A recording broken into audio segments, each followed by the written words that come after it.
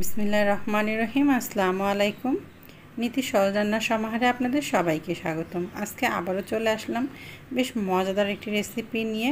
যদিও রান্নাটা খুব সিম্পল রান্না, মাসকলাই ডাল দিয়ে ঝিঙা রান্না, বা আপনারা বলতে পারেন ঝিঙা ডাল রেসিপি। আর এই গরমের সময়ের জন্য কিন্তু এই ধরনের খাবার পেটের জন্য খুবই উপকারী। আর ঝিঙা তো এমনিতেই বেশ ঠান্ডা সবজি, আর মাসকলাইয়ের ডাল তো এমনিই ঠান্ডা।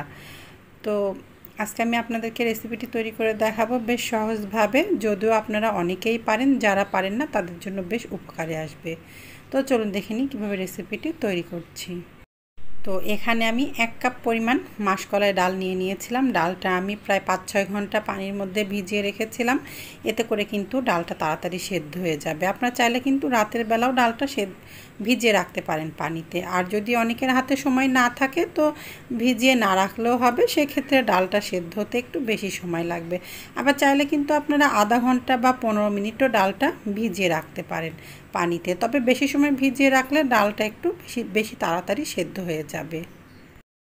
তো ডালটা কিন্তু আমি আগেই ধুয়ে নিয়েছিলাম, এখন এই পানিটা ফেলে দিয়ে আর একবার ধুয়ে নিব। আর আমি কিন্তু প্রেসার কুকারে ডালটা সেদ্ধ করে নিব, আপনারা চাইলে হাঁড়িতেও সেদ্ধ করে নিতে পারেন। তো প্রেসার কুকারে ডালটা নিয়ে নিয়েছি আর দিয়ে দিচ্ছি এর মধ্যে আমি 1.5 কাপ পরিমাণ পানি। এই 1.5 কাপ পরিমাণ পানিতেই কিন্তু ডালটা খুব ভালো মতো সেদ্ধ হয়ে যাবে। হাঁড়িতে সেদ্ধ করতে গেলে কিন্তু সময়টা বেশি লাগে, আর প্রেসার কুকারে সেদ্ধ করলে কিন্তু খুব তাড়াতাড়ি ডালটা সেদ্ধ করে নেওয়া যায়। তো চুলাতে আমি প্রেসার কুকারটা বসিয়ে দিয়েছি। শুরুতে চুলার জালটা হাই হিটেই আছে। একটি হুইসেল দেওয়ার পরে আমি চুলার জালটা মাঝারিতে করে দিব। তো চুলার জালটা হাই হিটে রেখে একটি হুইসেল দিয়ে নিয়েছে প্রেসার কুকারের। এখন আমি চুলার জালটা মাঝারিতে করে দিয়েছি আর কয়েকটি আমি হুইসেল দিয়ে নিচ্ছি প্রেসার কুকারে। তো আগে একটি হুইসেল দিয়ে নিয়েছিলাম চুলার জালটা হাই হিটে রেখে, তারপরে আমি আরও 5টি হুইসেল দিয়ে নিয়েছি, চুলাটা বন্ধ করে দিয়েছি। তো মোট 6টি হুইসেল দিয়ে নিয়েছিলাম। এখন আমি একটু দ্রুত এই প্রেসার কুকার থেকে গ্যাসটা বের করে দেখে নিব ডালটা সেদ্ধ হয়ে গেছে কি না। এজন্য আমি একটু পানি দিয়ে এটি ভিজিয়ে দিচ্ছি। এতে করে কিন্তু দ্রুত প্রেসার কুকারের গ্যাসটা বের হয়ে যাবে। দেখেন প্রেসার কুকারে কিন্তু আর কোনো গ্যাস নেই। এখন আমি ঢাকনা খুলে দেখে নিচ্ছি, ডালটা কিন্তু খুব ভালো মতো সেদ্ধ হয়ে গেছে। আস্তে আস্তে দেখা গেলে কি হবে, হাত দিয়ে একটু চাপ দিলেই বোঝা যাচ্ছে যে ডালটা খুব ভালো মতো সেদ্ধ হয়ে গেছে। তবে যদি আপনারা ঢাকনা খুলে দেখেন যে ডালটা হাত দিয়ে চাপ দিয়ে যদি দেখেন ডালটা সেদ্ধ হয় নাই, সেক্ষেত্রে কিন্তু আপনারা আরও 2-3টি হুইসেল দিয়ে নিতে পারেন। আমি একটু দেখিয়ে দিচ্ছি, দেখেন ডালটা কিন্তু আস্তে আস্তে দেখা যাচ্ছে, কিন্তু এভাবে আঙুল দিয়ে চাপ দিলেই কিন্তু ডালটা একেবারে গলে যাচ্ছে। ঠিক এভাবে সেদ্ধ করে নিলেই হবে। তবে যদি আপনারা এর থেকে আরও বেশি সেদ্ধ করতে চান তো করে নিতে পারেন।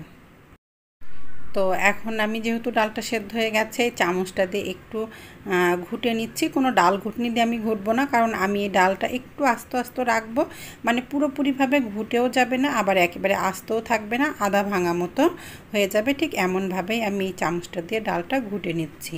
তবে আপনারা যদি চান ডালটা একেবারে ঘুটে নিতে, তাহলে ডাল ঘুটনি দিয়ে আপনারা ডালটা একেবারে ঘুটে নিতে পারেন।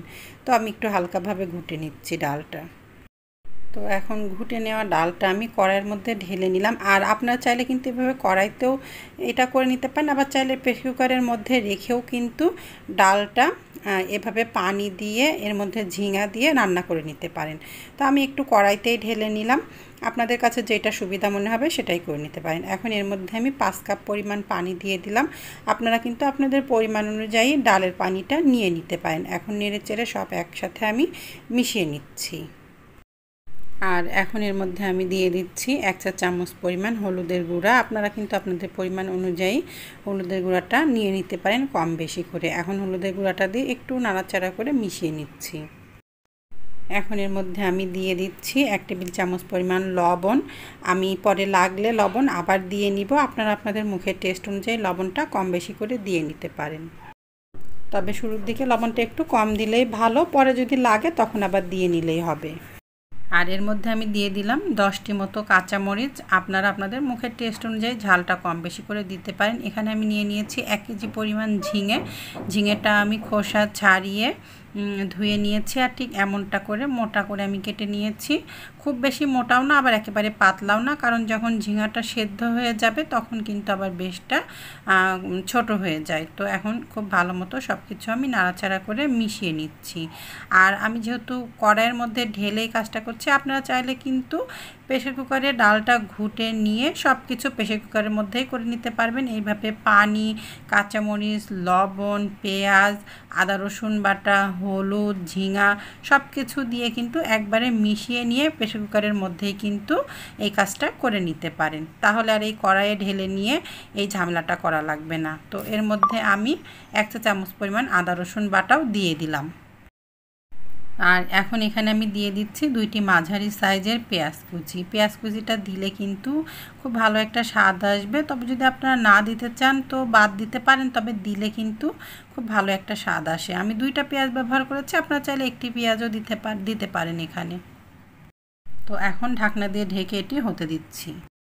তো চুলার জালটা হাই হিটে দিয়ে দেখেন টকবক করে ফুটে উঠেছে। আমি একটু ঢাকনাটা খুলে একটু নাড়াচাড়া করে দিচ্ছি। আর এখন চুলার জালটা আমি মাঝারিতে করে দিচ্ছি। আর 2-1 বার কিন্তু এভাবে একটু ঢাকনা খুলে নাড়াচাড়া করে দিতে হবে। এতে করে কিন্তু ঝিঙেগুলো সব চারিপাশে ছড়িয়ে ছিটিয়ে থাকবে, সেগুলো খুব সমানভাবে নাড়াচাড়া করা হবে আর খুব ভালো মতো সেদ্ধ হয়ে যাবে। আমি কিন্তু ঢাকনা খুলে 2-3 বার নাড়াচাড়া করে দিয়েছি। আপনারাও কিন্তু যখন ঝিঙেটা দিয়ে ডালের মধ্যে সেদ্ধ হতে দিবেন, এভাবে 2-3 বার ঢাকনাটা খুলে একটু নাড়াচাড়া করে দিবেন। তো প্রায় 12-13 মিনিট মতো হয়ে গেছে। ডালটা ফুটে ওঠার পরে আমি প্রায় 12-13 মিনিট মতো এই ঝিঙেটা হতে দিয়েছিলাম। তো আমি দেখে নিয়েছি ঝিঙেটা একেবারে পুরোপুরিভাবে সেদ্ধ হয়ে গেছে। অনেক সময় 8-10 মিনিটের মধ্যেও ঝিঙাটা সেদ্ধ হয়ে যায়। আপনারা দেখে নেবেন 8 মিনিট বা 10 মিনিট বা 12 মিনিট যাই লাগুক না কেন, দেখে নেবেন খুন্তি দিয়ে বা চামচ দিয়ে একটু চাপ দিয়ে ঝিঙাটা সেদ্ধ হয়ে গেছে কিনা। ঝিঙাটা যখন সেদ্ধ হয়ে যাবে তখন আর জাল করে নেওয়া লাগবে না। তো এখন আমি এর মধ্যে দিয়ে দিচ্ছি একটি বড় সাইজের টমেটো, ছোট টুকরো করে কেটে নিয়েছি সেটি। তবে এটি অপশনাল, আপনারা চাইলে দিতে পারেন। আমি একটু দেখার সৌন্দর্যের জন্য দিলাম, আর আমার একটু ডালের মধ্যে টমেটো দিয়ে খেতে ভালো লাগে এই জন্য দিয়েছি। তবে আপনারা আরও একটি জিনিস এখানে দিতে পারেন, অল্প করে কিন্তু আপনারা ছোট টুকরো করে এখানে কাঁচা আমও ব্যবহার করতে পারেন। যারা টক ডালটা খেতে খুব পছন্দ করেন তারা কিন্তু কাঁচা আম এখানে সামান্য পরিমাণ ব্যবহার করতে পারেন। তো যেহেতু আমার ঝিঙেটা সেদ্ধ হয়ে গেছে, আমি আর 1-2 মিনিট মতো একটু জাল করে নিব, তারপরে আমি চুলাটা বন্ধ করে দিব। তো 1 মিনিট মতো হয়ে গেছে, এখন চুলাটা বন্ধ করে দিচ্ছি। আর এখানে আমি একটি পাত্র নিয়েছি, তার মধ্যে দিয়ে দিলাম সরিষার তেল 4 টেবিল চামচ পরিমাণ। আমি রান্নাতে সরিষার তেলটাই ব্যবহার করি, আপনারা রান্নাতে যেই তেলটা ব্যবহার করেন সেই তেলটাই আপনাদের পরিমাণ মতো দিয়ে নিতে পারেন। এখানে আমি ইন্ডিয়ান বড় রসুনের 5 কোয়া রসুন কুচি করে নিয়েছি। আপনারা দেশি রসুনটা দিতে চাইলে দিতে পারেন, যদি আপনাদের কাছে ইন্ডিয়ান রসুনটা না থাকে, যে রসুনটা থাকবে সেটাই দিতে পারবেন। চাইলে 1 টেবিল চামচও এখানে রসুন কুচিটা দিতে পারেন। আর এখানে আমি 2টি মাঝারি সাইজের পেঁয়াজ কুচি করে নিয়েছিলাম, সেটি দিয়ে দিলাম। এখন দিয়ে দিলাম এখানে আমি 3টি শুকনা মরিচ আর একটি তেজপাতা মাঝখান থেকে আমি ছিঁড়ে নিয়েছি, সেটি দিয়ে দিলাম। তেজপাতা, শুকনা মরিচ যদি আপনাদের ঘরে না থাকে বাদ দিতে পারেন। এখন এগুলো আমি হালকা একটু বাদামি রং করে ভেজে নিব। তারপর এর মধ্যে আমি আস্ত জিরা আর পাঁচফোড়নটা দিয়ে নিব। এখন যদি আমি আস্ত জিরা আর পাঁচফোড়নটা দিই তাহলে কিন্তু পেঁয়াজের বেরেস্তার কালারটা হতে একটু বেশি সময় লাগে, আর পাঁচফোড়ন আর আস্ত জিরাটা পুড়ে যাওয়ার সম্ভাবনা থাকে। তো পেঁয়াজের কালারটা হালকা বাদামি রং হয়ে এসেছিল। এখন এর মধ্যে আমি দিয়ে দিলাম 1/2 চা চামচ পরিমাণ আস্ত জিরা আর 1 চা চামচ পরিমাণ পাঁচফোড়ন। আপনারা যদি পাঁচফোড়নটা না দিতে চান তো এখানে 1 চা চামচ পরিমাণ আস্ত জিরাটা দিয়ে দিবেন।